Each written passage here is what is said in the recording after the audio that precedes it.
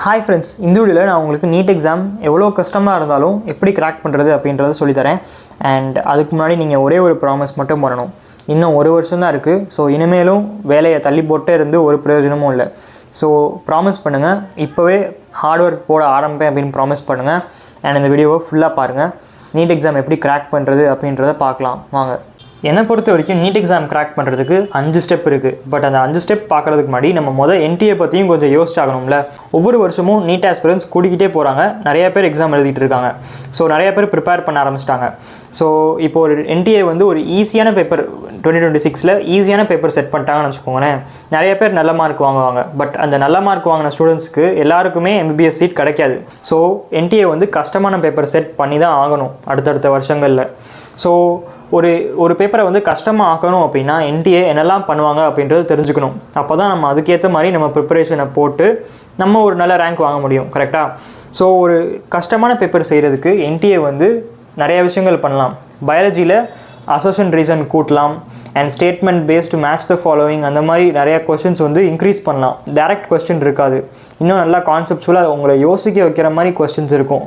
So அப்போ தான் உங்கள் பயாலஜிக்கு இன்னும் டைம் அதிகமாகும். அதே மாதிரி ஃபிசிக்ஸ் அண்ட் கெமிஸ்ட்ரியில் நிறையா கேல்குலேஷன் பேஸ்டு இன்ட்ரடியூஸ் பண்ணலாம். அண்டு நிறையா அட்வான்ஸ்டு மேத்தமேட்டிக்ஸ் அங்கங்கே திணிக்கலாம். ஸோ உங்கள் மேக்ஸ் ஸ்ட்ராங்காக இருந்தால் தான் உங்களால் நல்ல ரேங்க் வாங்க முடியும். ஸோ ஆட்டோமேட்டிக்லி ஃபிசிக்ஸில் வீக்காக இருக்கிற ஸ்டூடெண்ட்ஸ், மேக்ஸில் வீக்காக இருக்கிற ஸ்டூடெண்ட்ஸ் எல்லாருமே வந்து எலிமினேட் ஆயிடுவாங்க காம்படிஷன்லேருந்து. ஸோ வெறும் ஃபார்முலா வச்சு அப்படியே அந்த ஃபார்முலா அப்ளை பண்ணி ஆன்சர் வர்ற மாதிரி சம்ஸ்லாம் இனிமேல் இருக்காது. வெறும் கான்செப்ட்ஸ் அப்ளை பண்ணி அந்த கான்செப்ட் தெரிஞ்சால் தான் உங்களுக்கு அந்த ஃபார்முலாவை யூஸ் பண்ண முடியும் அப்படின்ற மாதிரி சம்ஸ் தான் அதிகமாக இருக்க போகுது. இனிமேல் நம்ம ப்ரிப்பரேஷனை மாற்றி ஆகணும். இதுக்கு முன்னாடி பண்ணிட்டு இருந்த மாதிரி பண்ண முடியாது. சரி, இப்போ அந்த 5 ஸ்டெப் ஆரம்பிக்கலாம். அந்த 5 steps to crack the NEET exam. NEET crack பண்ணுறதுக்கான முதல் ஸ்டெப்.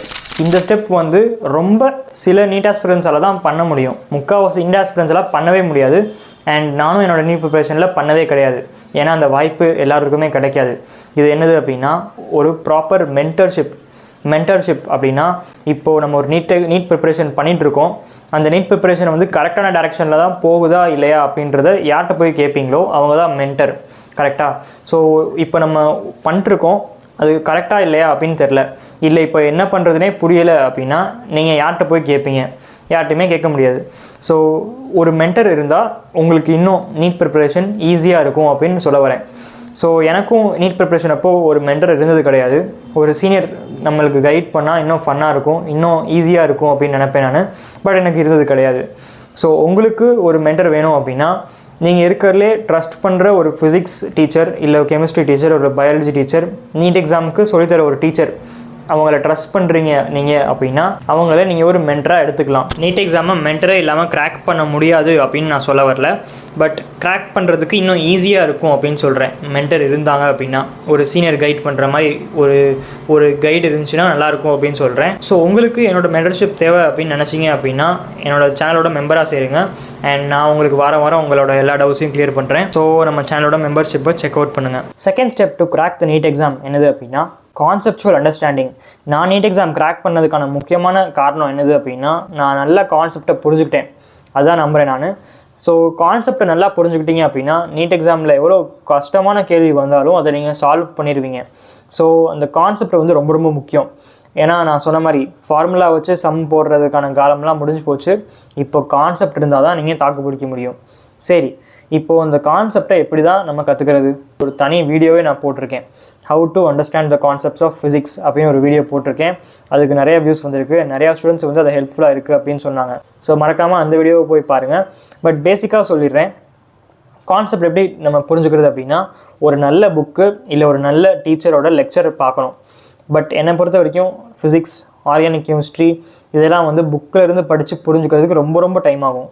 உங்களுக்கு அவ்வளோ டைம் கிடையாது. ஸோ ஒரு டீச்சரோட நல்ல குவாலிட்டியான லெக்சரை பாருங்கள், நோட்ஸ் எடுங்க. அண்ட் அந்த நோட்ஸை வந்து மறுபடியும் படித்தா அவங்களுக்கு கான்செப்ட் பில்ட் ஆகும் அப்படின்னு சொன்னேன் அப்படின்னா நான் ஒரு பெரிய முட்டாள். ஸோ நீங்கள் கான்செப்ட்ஸை நல்லா இந்த லெக்சரில் புரிஞ்சுக்கணும். அண்ட் அந்த நோட்ஸில் எழுதிக்கணும்.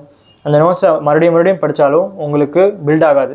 கான்செப்ட் எப்போ பில்ட் ஆகும் அப்படின்னா கொஸ்டின் ப்ராக்டிஸ் போட தான் உங்களுக்கு கான்செப்ட் பில்ட் ஆகும். ஸோ நீங்கள் எவ்வளோ கொஸ்டின் போடுறீங்களோ அவ்வளோவுக்கு அவ்வளோ கான்செப்ட் பில்ட் ஆகிட்டே இருக்கும். நான் கான்செப்ட் நல்லா புரிஞ்சதுனால தான் இப்போ கூட MBBS வந்த பிறகு கூட உங்களுக்கு ஃபிசிக்ஸ் சொல்லி தர முடியுது. ஸோ என்னோடய லெக்சர்ஸை போய் பாருங்கள். அண்ட் அதில் கான்செப்ட் அப்படி கிளாரிட்டியோடு உங்களுக்கு வச்சுருப்பேன் எடுத்து. ஸோ அதையும் போய் பாருங்கள், உங்களுக்கு ஹெல்ப்ஃபுல்லாக இருக்கும். அந்த லெக்சர்ஸில் நான் எப்படி சொல்லி தந்தேனோ அதே மாதிரி நீங்கள் மற்ற சாப்டர்ஸை படிங்க அண்ட் உங்களுக்கு ரொம்ப பெனிஃபிட்டாக இருக்கும். நீட் எக்ஸாம் கிராக் பண்ணுறதுக்கான 3வது ஸ்டெப் என்னது அப்படின்னா, அதை ஒரு ஸ்டோரியோடு சொல்கிறேன். நான் MBBS சேர்ந்த உடனே என்னோடய காலேஜில் இருக்கிற எக்ஸ்பீரியன்ஸ்டு மெடிக்கல் ப்ரொஃபஸர்ஸ் என்ன சொன்னாங்க அப்படின்னா, நீ புக்கை வந்து 24 hours கூட படிச்சுக்கோ, ஆனால் நீ எவ்வளோ பேஷண்ட்ஸ் பார்க்குறியோ அவ்வளோ நாலேஜ் தான் உனக்கு இருக்கும் அப்படின்னு சொன்னாங்க. ஸோ அது வந்து ரொம்ப உண்மையான ஒரு விஷயம். நான் நீட் எக்ஸாம் எழுதுகிற நீட் ஆஸ்பிரன்ஸ்க்கு என்ன சொல்லணும்னு நினைக்கிறேன் அப்படின்னா, நீ எவ்வளோ நோட்ஸ் வேணாலும் படிச்சுக்கோ, நீ எழுதின கிளாஸ் நோட்ஸை எத்தனை தடவை வேணாலும் படிச்சுக்கோ, ஆனால் நீ எவ்வளோ MCQ போடுறியோ அதுக்கேற்ற மாதிரி உனக்கு ரேங்க் வரும் அப்படின்னு நான் சொல்கிறேன். நீங்கள் வேணால் எழுதி வச்சுக்கோங்க. நீங்கள் வந்து ஒரு நாளைக்கு 10 MCQ போடுறீங்க, அதான் அதே டைமில் உங்கள் பக்கத்து வீட்டுக்காரன் வந்து டெய்லி 30 MCQ போடுறான் அப்படின்னா அவனுக்கு தான் அதிகமான ரேங்க் வரும். இது வந்து நான் எக்ஸ்பீரியன்ஸில் சொல்கிறேன். ஸோ தயவு செஞ்சு உங்கள் நீட் எக்ஸாமுக்கு கொஸ்டின் ப்ராக்டிஸை கூட்டியே ஆகணும். அந்த கூட்டுறதில்லை, இன்க்ரீஸ் பண்ணணும். உங்கள் கொஸ்டின் ப்ராக்டிஸை வந்து இன்க்ரீஸ் பண்ணியே ஆகணும். இதனால தான் வந்து என்னோடய நீட் எக்ஸாமோட ஃபஸ்ட் அட்டெம்ப்ட் வந்து ஊற்றிக்கிச்சு. பட் செகண்ட் அட்டெம்ப்ட்டில் வந்து நான் கொஸ்டின் ப்ராக்டிஸ் எக்கச்சக்கமாக போட்டேன். அதனால தான் இப்போ நான் மதுரை மெடிக்கல் காலேஜில் செகண்ட் இயர் படிக்கிறேன். இப்போது இருக்கிறதுலே முக்கியமான விஷயம் என்ன சொல்கிறேன்னா, இப்போது ஃபிசிக்ஸில் வந்து JEE மெயின்ஸ் லெவல் கொஸ்டின்ஸ்லாம் வருது அப்படின்னு தெரியும் உங்களுக்கு.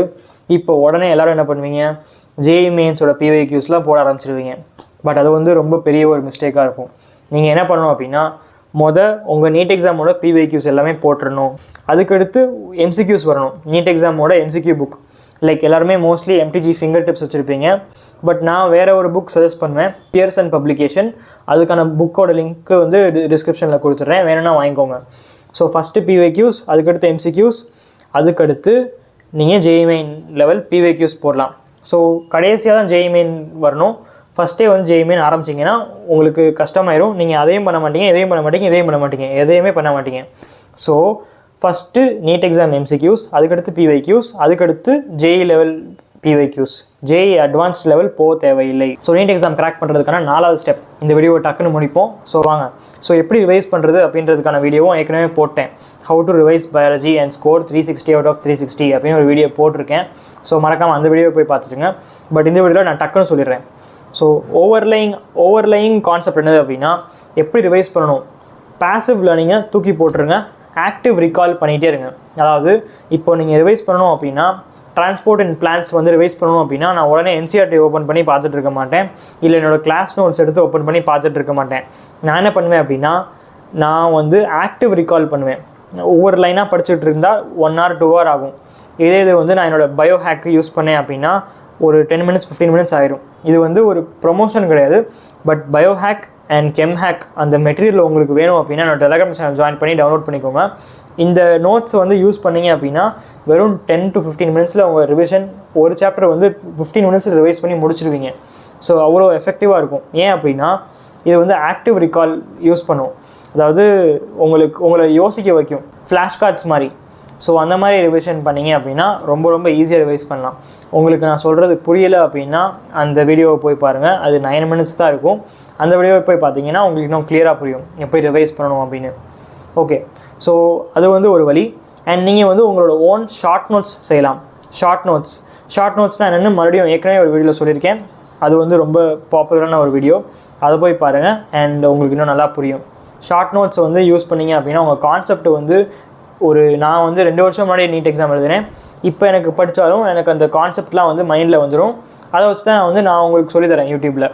ஸோ ஷார்ட் நோட்ஸ் வந்து செம பவர்ஃபுல். ஸோ அதையும் பண்ணிங்க அப்படின்னா ஃபிசிக்ஸ்க்கு ஷார்ட் நோட்ஸு அண்ட் கெமிஸ்ட்ரி பயாலஜிக்கு பயோஹேக் கெம்ஹேக் நோட்ஸ் இது ரெண்டையும் யூஸ் பண்ணிங்க அப்படின்னா your revision will be really effective. And 3வது வழி வந்து என்னதுன்னா, ரிவிஷன் வந்து யூஸிங் கொஸ்டின் ப்ராக்டிஸ். நீங்கள் MCQ போட்டு கூட உங்களோட கான்செப்டை வந்து ஞாபகப்படுத்தலாம். அதுவும் வந்து ஒரு ரொம்ப ஒண்டர்ஃபுல்லான ஒரு டெக்னிக் நான் யூஸ் பண்ணியிருக்கேன். Okay, 5th step, final step for NEET preparation. இது வந்து மார்க் டெஸ்ட் அண்ட் அனாலிசிஸ். நிறைய பேர் வெறும் மார்க் டெஸ்ட் எழுதிட்டு விட்டுருவாங்க, மார்க் வந்து கம்மியாக இருக்குது அப்படின்னு சொல்லிட்டு விட்டு போயிடுவாங்க. பட் அதை அனலைஸ் பண்ணால் தான் அவங்க அடுத்த மார்க் டெஸ்ட் ஸ்கோர் இன்க்ரீஸ் ஆகும். நான் நீட் எக்ஸாம் ஃபஸ்ட்டு அட்டெம்ப்ட்டில் வந்து ரொம்ப கம்மியான மார்க் டெஸ்ட் தான் எழுதினேன். 3-4 தான் எழுதினேன். எல்லாத்துலேயுமே கம்மியாக இருந்துச்சு. என்னால் அனலைசிஸே பண்ண முடியல, ரொம்ப வருத்தமாக இருந்துச்சு. பட் என்னோடய செகண்ட் அட்டெம்ப்ட்டில் மார்க் டெஸ்ட் எழுதிக்கிட்டே இருந்தேன். அண்ட் நிறைய அனாலிசிஸ் பண்ணிட்டே இருந்தேன். அண்ட் மார்க் டெஸ்ட்டை பற்றி இன்னொரு தனி வீடியோ ஏற்கனவே போட்டிருக்கேன். And how to analyse mark test அப்படின்னு கூடிய சீக்கிரம் இந்த வாரமே ஒரு வீடியோ போட போகிறேன். ஸோ அதை வந்து கண்டிப்பாக பார்த்துருங்க. அண்ட் உங்களோட ரேங்க் கண்டிப்பாக பூஸ்ட் ஆகும். அண்ட் எனக்கு நம்பிக்கை இருக்குது. மார்க் டெஸ்ட் எழுதுங்க. மார்க் டெஸ்ட் எழுதும் போது சும்மா அப்படியே கண்டவனிக்கு எழுதக்கூடாது. ஒரு மாடு மாதிரி அப்படியே எழுதிட்டே இருக்கக்கூடாது. என்ன பண்ணணும் அப்படின்னா ஒரு இன்டெலெக்சுவலாக யோசிக்கணும். ஒரு மார்க் டெஸ்ட் எழுதும் போது நீங்கள் எந்த சப்ஜெக்ட் அட்டன் பண்ணணும், ஒவ்வொரு சப்ஜெக்ட்டுக்கும் எவ்வளோ டைம் கொடுக்கணும், அந்த மாதிரி நிறையா விஷயங்கள் யோசிச்சு தான் வந்து நீங்கள் மார்க் டெஸ்ட் எழுதணும். உங்களுக்கு ஓஎம்ஆர் பபிள் ஷேட் பண்ண எவ்வளோ டைம் ஆகுது, நீங்கள் மார்க் டெஸ்ட் எவ்வளோ எழுதுறீங்களோ அந்த எல்லா மார்க் டெஸ்ட்லேயும் வந்து ஓஎம்ஆர் பபிள் ஷேட் பண்ணி ப்ராக்டிஸ் பண்ணிகிட்டே இருங்க. ஏன்னா இப்போது உங்கள் எக்ஸாமில் ஒரு பபிள் ஷேட் பண்ணுறதுக்கு 5 செகண்ட் ஆகுது அப்படின்னா நீங்கள் அதை ப்ராக்டிஸ் பண்ணி உங்கள் எக்ஸாமில் வந்து 2 செகண்ட்ஸ்க்கு கூட கொண்டு வரலாம். ஸோ அந்த டைம் கூட சேவ் ஆகும். ஒவ்வொரு சம்மும் அப்படியே சால்வ் பண்ணி பபிள் ஷேட் பண்ணுறது வசதியாக இருக்கா, இல்லை வரிசையாக எல்லாத்தையும் சால்வ் பண்ணிட்டு கடைசியில் பபிள் ஷேட் பண்ணுறது வசதியாக இருக்கா, இல்லை சப்ஜெக்டாக பபிள் ஷேட் பண்ணுறது வசதியாக இருக்கா. ஸோ இந்த மாதிரி ஏகப்பட்ட விஷயங்கள் நீங்கள் கால்குலேட் பண்ண வேண்டியது இருக்குது உங்கள் நீட் எக்ஸாமுக்கு முன்னாடி. ஸோ இதெல்லாம் வந்து எப்படி கால்குலேட் பண்ணுவீங்க? சும்மா உட்காந்து கால்குலேட் பண்ணக்கூடாது. நீட் எக்ஸாம் எழுதி அதாவது மார்க் டெஸ்ட் எழுதி ப்ராக்டிஸ் பண்ணிட்டே இருக்கணும். ஸோ எந்த சப்ஜெக்ட் அட்டன் பண்ணுவீங்க அப்படின்றத டிசைட் பண்ணணும்.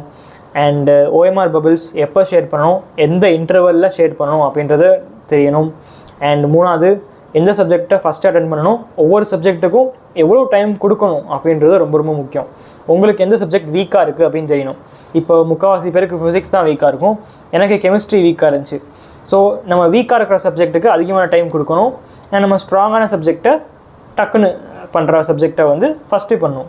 ஸோ அதுதான் வந்து கான்செப்ட்டு. ஸோ அதுக்கேற்ற மாதிரி உங்கள் ஸ்ட்ராட்டஜியை மாற்றிக்கிட்டே இருங்க. ஒவ்வொரு மார்க் டெஸ்ட்லேயும் உங்கள் ஸ்கோர் கம்மியாக வந்துச்சு அப்படின்னா நீங்கள் அந்த ஸ்ட்ராட்டஜியை மாற்றி பாருங்கள்.